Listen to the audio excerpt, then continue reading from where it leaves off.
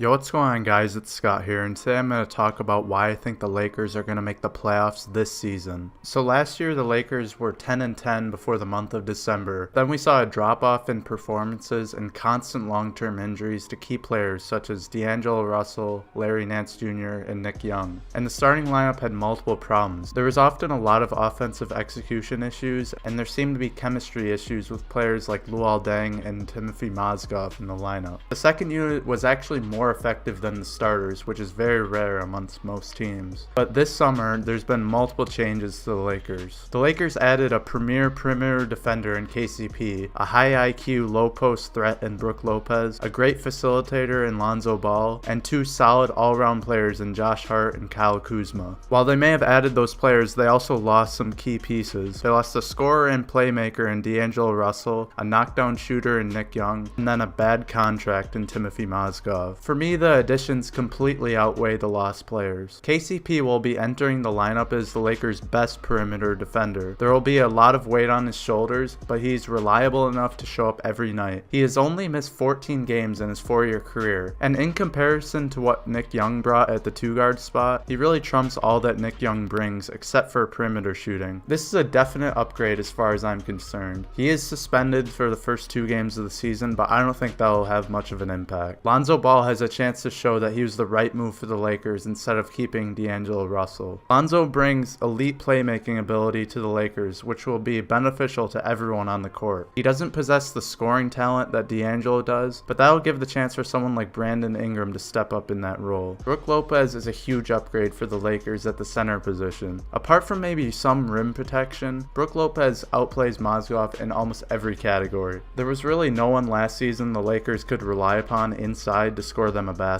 Brook Lopez can do that at an elite level, and to me, not only will that make a huge impact at the center position, but I think it'll also fill the points lost by losing D'Angelo Russell. And Kyle Kuzma will be a huge addition for the Lakers bench. So far this preseason, he's leading the Lakers in points per game, and yeah, it is the preseason, but how many times are we allowed to make that excuse? The guy was incredible in the summer league as well. His versatility and his energy will give the Lakers another guy they can go to in any front court position. There was no player last season the Lakers could go to whenever there was injuries to key players, and Kyle Kuzma can easily fill whatever role the Lakers want him to fill. He alone adds a huge boost to the Lakers bench. Another thing is the Lakers' motivation and how good they want to be for next offseason. One thing a lot of us are forgetting is the Lakers had their pick for the last 4 years and were able to pick Julius Randle, D'Angelo Russell, Brandon Ingram, and Lonzo Ball. Now since they don't have their pick, there are no excuses for this team to be losing games. Not only this, but the Lakers need to play well this year to prove to next summer's free agents that they're the team worth signing for. Paul George seems like he's having a good time at OKC so far, and LeBron James also hasn't given any indication that he will go to the Lakers. There's definitely a lot that needs to be played out for the Lakers to have a chance at either one of these top free agents next summer. What I think is most important about the Lakers' chances of making the playoffs is their player improvement and their added depth. Now every season the Lakers go in expecting to be improved on defense, and then they end up as one of the worst defensive teams in the NBA. They had the 3rd worst defense in the league last season, but this season they will certainly improve defensively, not just because of the players they added like KCP and Kyle Kuzma, but there should be a sense of unity now on the defensive end. Players like Brandon Ingram and Julius Randle look like they have something to prove going into this season. Brandon Ingram will be taking on a new role as the scorer, and he has shown so far this offseason that his work is paying off. Julius Randle also looks like he will be a beast this season, and looking at the photos of how much he's improved his physique can only benefit how well he plays going forward. And he's already a very athletic pound for pound force inside. There was a video released a week ago that shows Julius Randle banging threes in the corner, and that is very exciting for Lakers fans to see. Lakers have much more depth than they did last season. They have a consistent backup point guard in Tyler Ennis instead of the lackluster Marcelo Huertas and Jose Calderon. Josh Hart is the Lakers' 3rd choice shooting guard, and he has the potential to get consistent minutes in his rookie season. They have Kyle Kuzma, who can provide energy and be thrown in any lineup. He could play in the 2nd unit at the 3 or maybe even the 4 with Nance at the 5. They also have 2 very solid backup center options in Ivica Zubac and Andrew Bogut, and that's just added depth available to them. The Lakers have 2 of the best bench players in the NBA in Jordan Clarkson and Larry Nance, which gives them almost zero drop-off whenever either one checks into the game. Now as far as playoff hopes, in comparison to the rest of the Western Western Conference, it's going to be hard for the Lakers. And yeah, I agree, the West is stacked this year. If the West didn't add so many All-Stars over the offseason,